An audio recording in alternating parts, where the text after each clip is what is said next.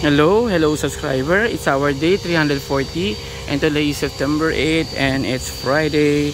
Ayan, dito naman tayo sa ating construction site. Dito yan sa may Bongabel Private Resort para magbigay ng update ng ating construction. Ayan, nandito na tayo sa labas. Si Tate Roger, pinifinish na yung ating pang karaoke wall na cabinet. Ayan, pinipinturahan niya ngayon.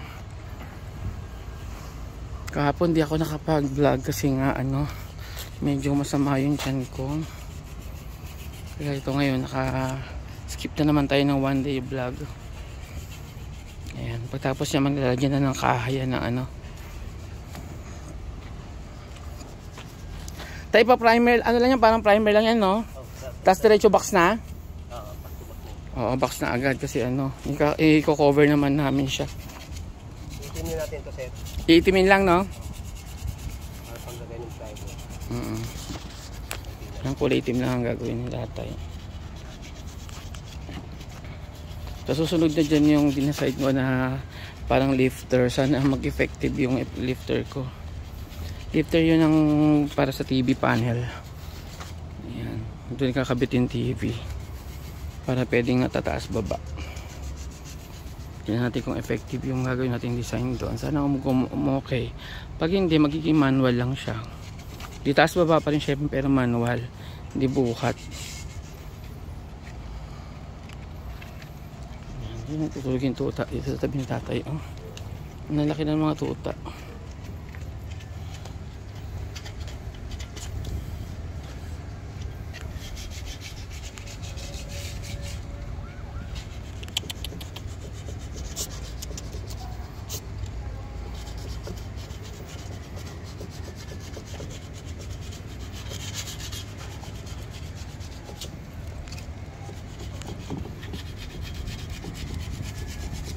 Ito yung nanay nila, si buntis ang buntis. Ayan.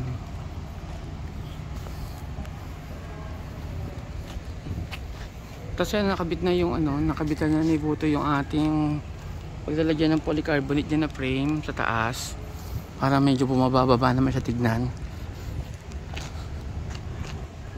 Ayan, yun yan, medyo sinunod niya yung hugis ng ng bubong, pero okay naman siguro, bahala na. Medyo tabingi lang yung harapan kasi nga sinunod niya yung pagka-curve, pagka-slope ng bubong. Pag di niya naman sinunod, magiging di pantay, so nahirapan siguro siya mag-decide dyan.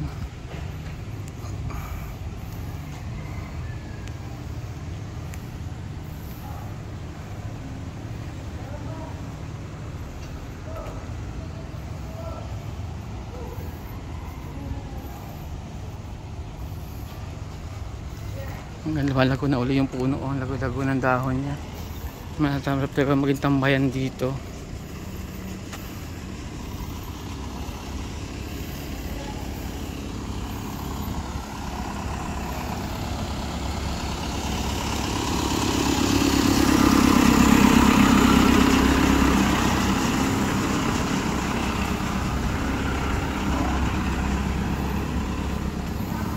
Tapos ito, natanggalan nila yung formworks ng hagdanan. Ayan. Namitaw na yung mga pwedeng kabitan ng ilaw. Ayan o. Ayan. So, saka madali na siyang hakbangan. Sakita na rin yung kurba niya. Ayan, ang ganda ng kurba niya. Diba parang siyang floating stair ang dating niya. Sakto dyan yung mga tiles natin na double decks na tiles. Pag-iisan tayo siya bababang ganon.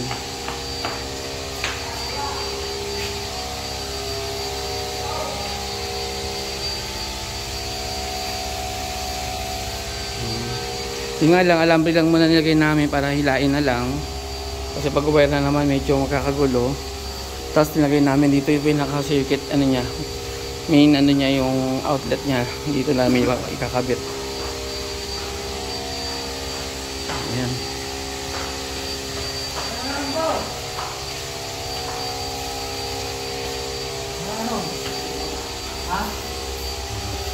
Tignan natin yung kinakapit niya sa taas. Hindi naman kinakabit yung tignan natin sa taas.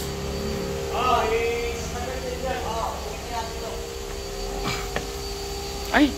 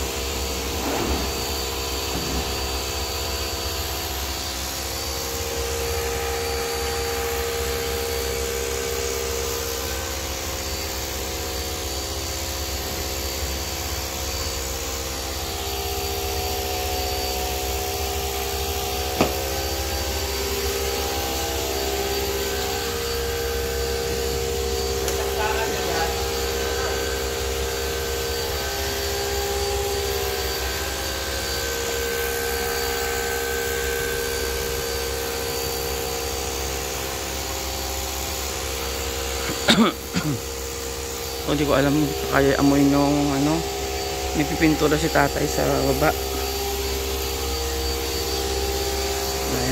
Naikabit na nila, nakakita nila yung rolyo. Tapos ito naman kasi yung panel natin na pintura natin ni tatay. Naka wood style na yan.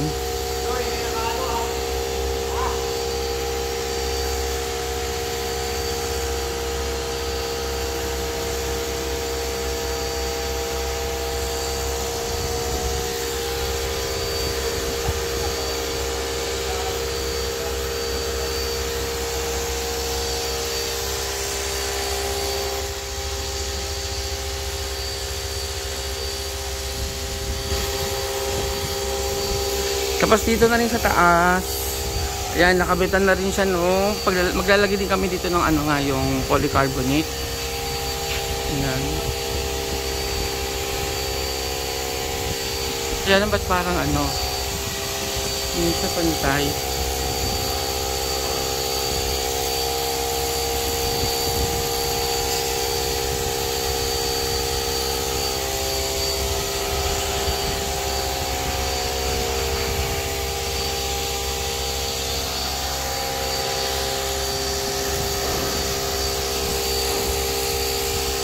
Yan, sinunod kasi yung kurba nung ano, pinakataas. Ako, divided by 3 kasi yung hiwa. Ako, magkakaproblema kami dito sa pagpulto ng polycarbonate sa dulo. Kasi dito, nagkaroon ng bend pababa. So, pinantay na talaga niya yung taas sa kababa.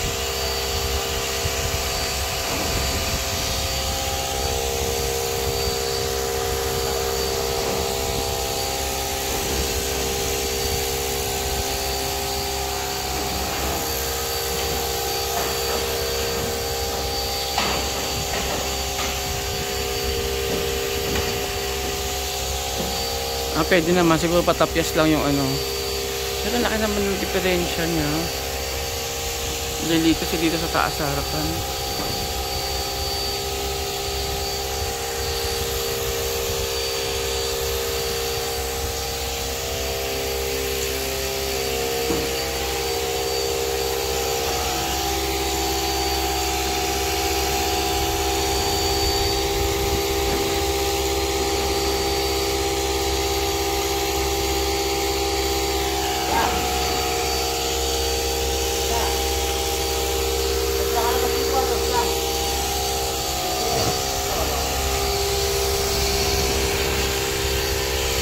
Dati pinipinturahan niya sa karaoke.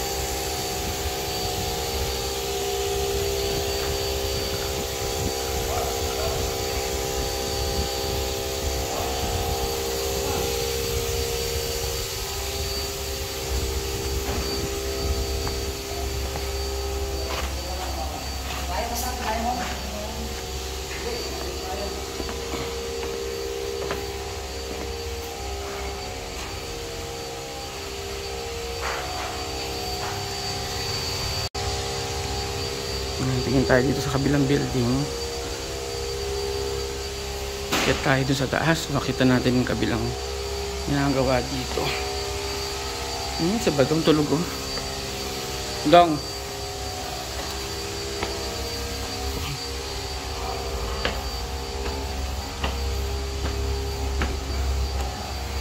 Yan.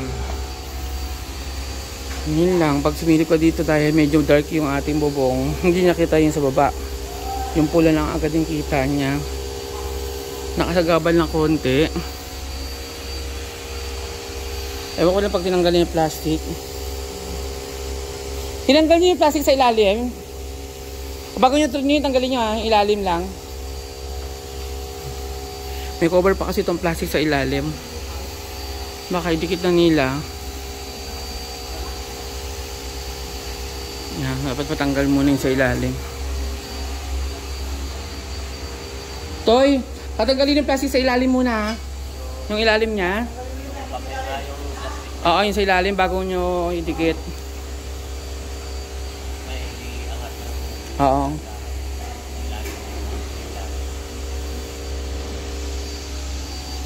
Yan. Pwede mo na umpisahan yung tanggalin yung siglalim. Pero ang kagandahan naman dito, pag may nahulog dito, hindi kagad babagsak sa baba, pupunta lang dito sa may gutter. Ayan o. Ito yung gutter niya.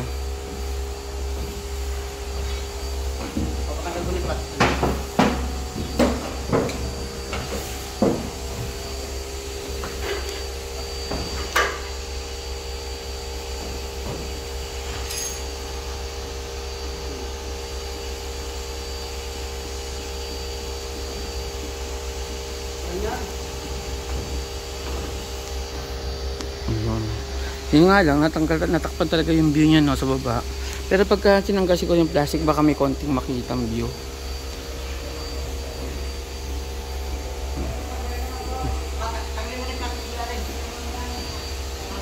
Kung iiksiyan ko naman yung ano kasi sayang naman yung tinapat lang namin siya doon no, sa pinaka-entrada nitong ano.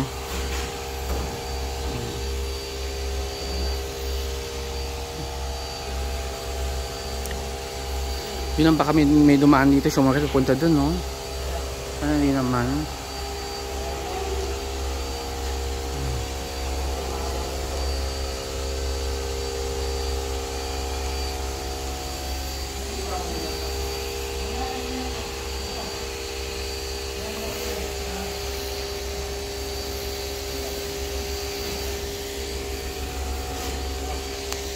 At least pwede tayo maglagay dito yung halaman sa dulo no. Parang halaman dito lang na malita paso no. Pagkasakasakali. Mga snake plant pwede ilagay siguro dyan. O kaya dito no, nakasampa dito sa baba. Tingnan natin kung makakasagabal siya sa design.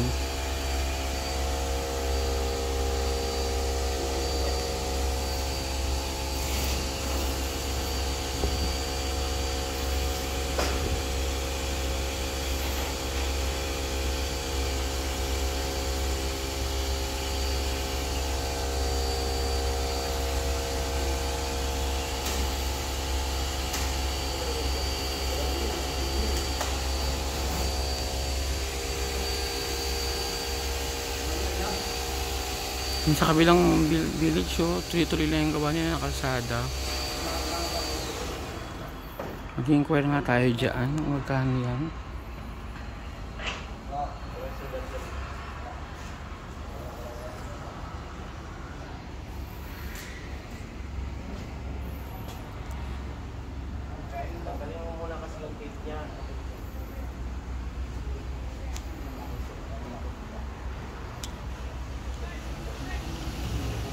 Baba na tayo.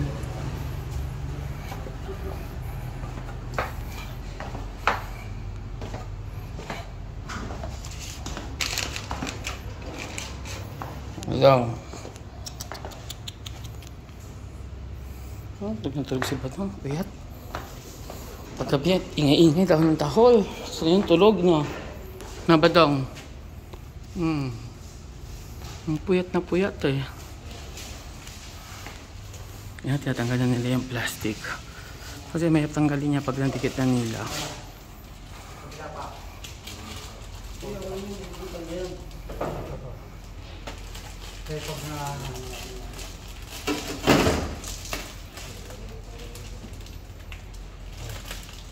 Wala, ako.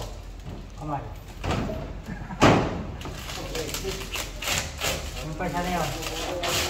Naku, dapat patayuin na lang nila. Vamos, patayuin nyo na lang. Bakit tanggalin nyo siguro? Patayuin nyo na lang para ano, parang hirap tanggalin dito oh. Kasi napupunit. Maraming maiiwan. Patayuin nyo na lang sa gilid.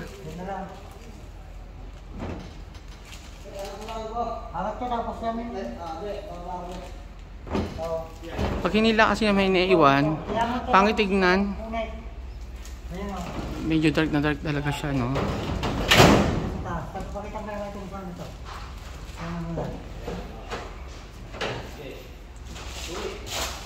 Ayan, pag umuulan, nag-shape na kami, saka medyo konting nakakadagdag ng silong yan. Yung dark, ka-dark na konti. Yung nga lang, dito clear tayo dito, diba clear?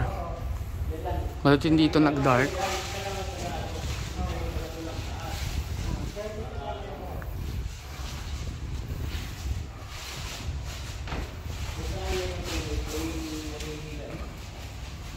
Yan, silipin na rin natin yung pampulong kasi malapit na rin itong gawin. Ito, nilagyan nila ng naamoy ko talaga yung pintura ni tatay dito. Yung sakit sa ilong. Ayan, pintura niya tato for prime Ayan, ito pa rin nangangamoy. Yan, napinturahan na siya. Kasi gusto ko na siyang mapinturahan talaga para mailatag na namin dyan yung mga pump.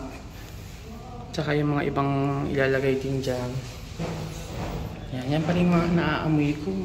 Buwan tapang. Yan, siya tatang pala nagpintura dito. Yan, medyo rubberized siya na konti para parang sa mga basketball court na pintura. Tapos pinili namin light gray lang. Yan, gray lang yung pinintura namin. Yan, ang tapang parang rubberized ang amoy. Kaya. Hihikain ako diyan gusto. Pag dito naman sa side na ito, hindi naman siya kita oh. Ayan, tinatanggalan nila talaga.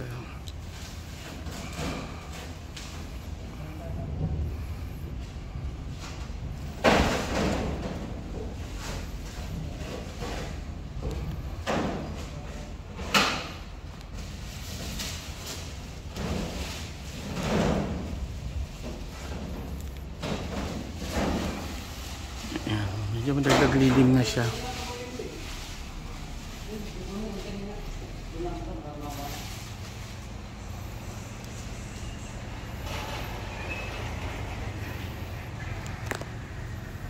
Mas maganda pa rin ganyan na kulay, no?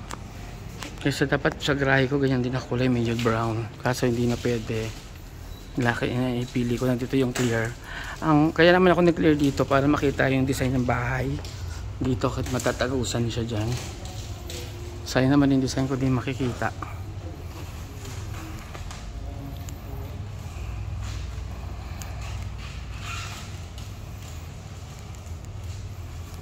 Ayan, susunod na namin yung project, yung mga wall, saka ito, saka yung buhos, yun na lang, konti-konti na lang.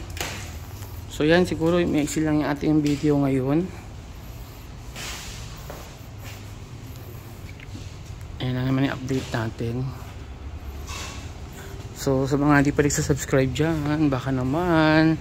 At syempre wag nyo kalimutan i-click yung notification bell para ma-update kayo sa aming channel na Bong and Jeff. At syempre para masubaybayan nyo hanggang sa matapos yung aming construction. Hanggang dito na lang. Bye bye.